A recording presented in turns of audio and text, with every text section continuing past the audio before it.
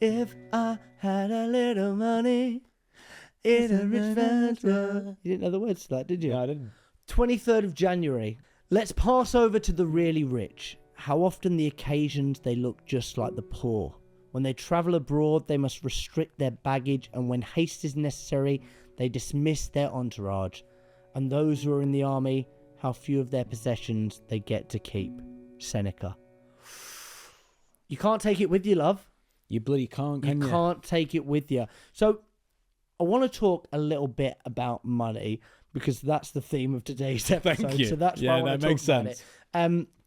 Commission breath salespeople. I heard a story about the best salesperson that ever existed. Ooh. Okay, so it was during the 1960s. You know, where it was all the car shortages and everybody wanted to buy cars, and he was a used car salesperson, and he'd sold like thousands of cars every year. And when they asked him why he was the best salesperson in the whole of the US, do you know what he said? Go on. He said, I don't make it my mission to sell them a car. I make it my mission to make sure that they buy their next car from me. Wow. So that's like a real philosophy, that's a real philosophy change in terms of mindset. I'm not necessarily trying to sell to everyone because we know that you can't sell to everybody in this world. But what I do want to make sure is that I build enough rapport, trust, that at some point you buy from me. Interesting. It's funny, isn't it? Money is a story. I'm sure people have read Sapiens before, but money is a story. It's probably the greatest story that we've ever told ourselves, that paper and metal is worth something, and if I give someone paper and metal, they give me something in return. But the trouble that we fall into is there's actually no part of your brain that's the money compartment, and yet we treat it as something that's really valuable and true to us, because money affords something else that's much more important to human beings, and that's status. But when is enough? The status part of your brain is never satisfied. No. So all that happens is, you know, as salespeople, we can say, well, if I make another £1,000, then I'd be happy. So I'm going to move job to put another £1,000 on my paycheck. But you've still got the same problem because you're just playing a different set of status games. All right, well, maybe it's £10,000 then that I need. Well, now you're just playing another set of status games with £10,000 instead. So it's not necessarily, money's not the problem, and it's not necessarily a problem. You know, I'm not saying I'm anti-money, but it's what is the motivation to get it, what you're hoping it achieves, and what if it doesn't get you there. It's the hedonic treadmill. We've got a carousel. I'm going to spin it round now because money is an interesting one when it comes to salespeople and their belief system. Oh, nice. Do you like that? Yes. Spun it round. Detour. There's a carousel here. I'm going to spin it and we're going to take a big detour. What I want to talk about... Whoa, hold on a second. Okay. I didn't expect you to do that. No, I want to talk... A detour about what? I want to talk about salespeople and their belief systems when it comes to money. Nice. See what you did. Can I tell you how that's... I liked it. Thank you. Great reaction. So it's so interesting. Salespeople will be on the phone to someone and they'll be like, yeah, but obviously this year we've turned over £1 million, which is maybe disappointing for prospect A because they want to do £10 million like competitor A or competitor B or whatever it is. They go, £1 million? Whoa, that's amazing.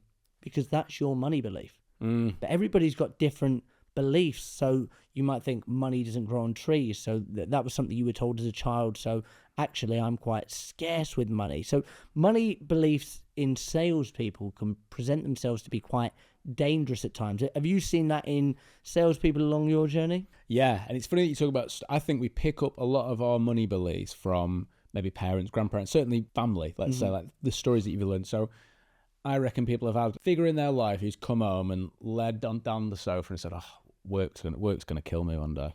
Or you've asked for something, they've gone, I'm not made of money. Yeah. And they've made out money's this real scarce thing. One of the things that I picked up in my life is my nan always says, you get what you pay for. And you think, that's good. But that's something that I've always thought about. And maybe rightly or wrongly, but if I see an expensive price tag, my brain, because of that story, goes, must be good. So who's to say that you're not dealing with the prospect who goes, oh, you're the more expensive option. Oh, that's where I assign quality in my brain. I think you must be good now. So everyone's got their own different money beliefs. And as salespeople, we can explore those as well. I mean, I've found that in our sales process, the best thing to do is be really upfront with the price. I know it's not for everyone. On our website, it says how much we're going to charge. If you try and book a call with me, it says how much we're going to charge to the extreme. I actually try and actively disqualify you and tell you not to do it. And then when you're sat down with us, it's the first thing that I mention. Look, we're going to be working together for this amount of time. It's probably going to cost you this amount of money. I get it if you're not comfortable with that. Most people go, no, I'm completely comfortable with that. The issue comes with salespeople who are holding that belief so close, they're not playing the money card till right at the end. And they're going, we're $2,000 a month. And they're wincing, you know what I mean? They're shielding themselves from the response. The advice I would give to somebody that struggles with that is, I think there's a beautiful thing that you can do with framing is you can preempt it, can't you? So you could say at the start of a call, listen, I get a bit weird when it comes to the money. Obviously, I don't know if I'm going to say something that's going to offend you or whatever. So if I just give you the price, if you think it's ridiculous, will you just tell me straight away? Yeah. And if you think it's not ridiculous, are you happy to discuss next steps? Yeah, of course. Yeah. And then you've dealt with it up front. So you're not waiting to that bit where you feel awkward, and then you kind of just set your stall in the best way possible.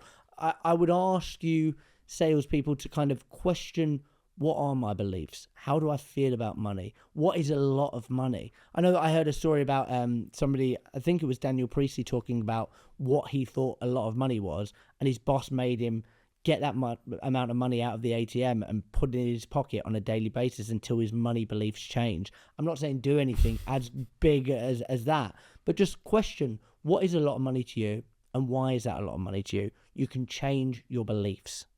Really, really good. I'd also say that we often think the worst about money. So if someone says, well, how much does it cost? A prospect says, well, go on, what's the cost of this? Obviously, you can get into, what do you mean by cost? When people say that, because of this negative belief and this negative bias we've got, if you start off that frame by saying, look, I'll tell you, Jack, but it's going to be a lot more than you're expecting.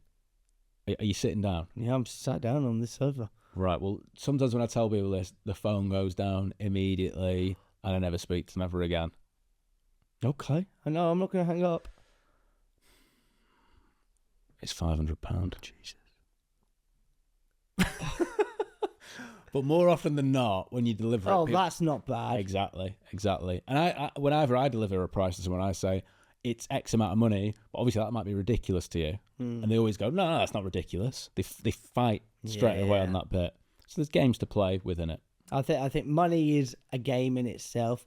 Question your money beliefs. I've been Jack Frimpson. I've been Zach Thompson. Remember, you will die. If a quiz is quizzical, what is a test?